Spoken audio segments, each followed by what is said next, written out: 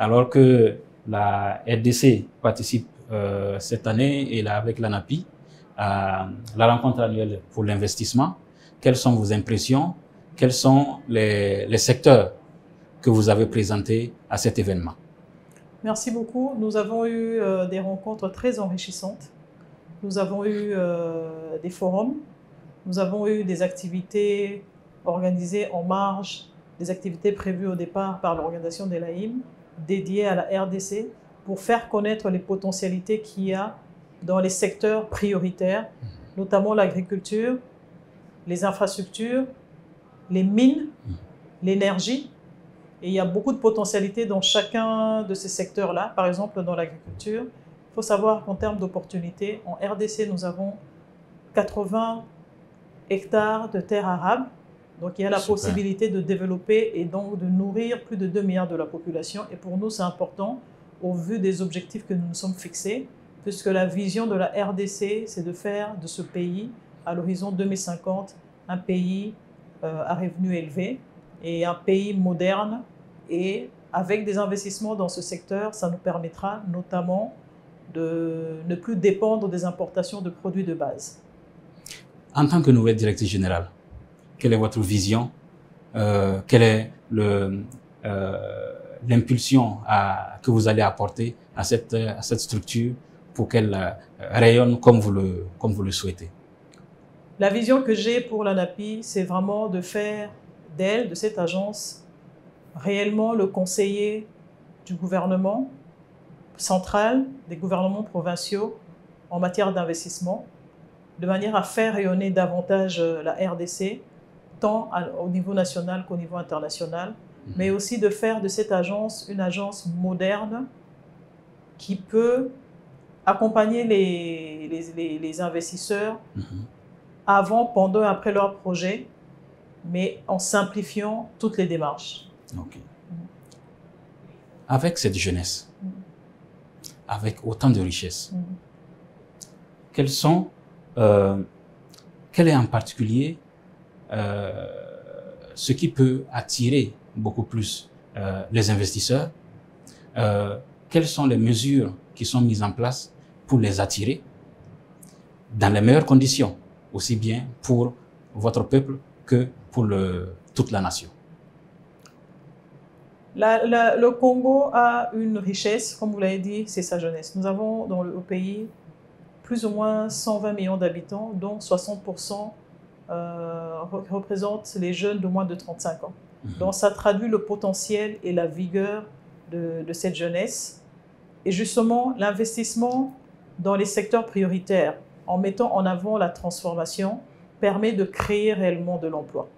Donc, diversifier l'économie, transformer soi-même sur place, créer de l'emploi pour occuper les jeunes, mais nous poussons aussi, dans le cadre réglementaire et opérationnel des investissements, nous faisons la promotion de l'entrepreneuriat. L'entrepreneuriat des jeunes, l'entrepreneuriat des femmes. Donc, de part et d'autre, ce serait une richesse. Tout d'abord pour les jeunes, lorsqu'on a des investisseurs, et d'ailleurs souvent dans les conditions que l'on met, que ce soit pour les investisseurs qui viennent de l'étranger, comme pour les projets qui sont agréés au niveau national, c'est de faire profiter la jeunesse de la formation, faire profiter la population locale de tout ce qui est développement et renforcement des capacités.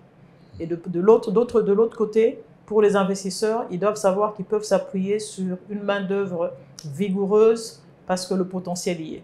Et les formations sont là, c'est des jeunes qui sont très ouverts à la digitalisation aujourd'hui, à tout ce qui est technologie moderne. Oui. Donc, il y a vraiment du potentiel. Merci beaucoup, madame. Si vous avez un dernier mot par rapport à AIM. Alors, l'ANAPI a pris part à ce congrès AIM, qui est une plateforme importante pour faire connaître les opportunités du pays, qui est aussi un lieu qui permet de nouer des partenariats stratégiques. Donc, on a pu rencontrer des personnes de haut rang et on a l'espoir vraiment que des collaborations fructueuses vont naître de ces rencontres et que cela va s'en suivre par des investissements vers le pays. Et nous sommes également ravis parce que nous avons pu remporter le prix de la meilleure agence de promotion des investissements d'Afrique centrale. Félicitations encore. Merci.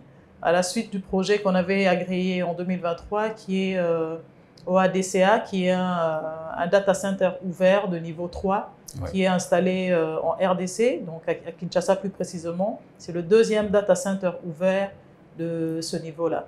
Donc, okay, par rapport à cela, je félicite tout le personnel de l'Agence nationale de promotion des investissements RDC, puisque c'est leur victoire, c'est notre victoire à tous, c'est la victoire du pays.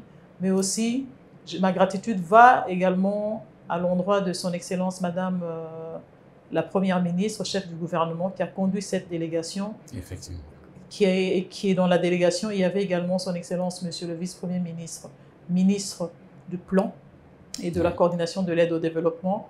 Une délégation très forte, le ministre du Commerce extérieur, des ministres provinciaux, des chefs d'entreprise pour faire rayonner davantage la RDC. Et je profite de l'occasion pour lancer ce message. Je sais que la RDC, sous la coordination justement du ministère du Plan et de la coordination de l'aide au développement, compte organiser durant le second semestre la conférence des investisseurs et des bailleurs de fonds. Donc l'appel est lancé à ceux qui ont vu un échantillon de la délégation pour venir en RDC voir davantage les opportunités qu'offre ce beau pays, un pays solution. Je vous remercie. Merci beaucoup, madame. Merci.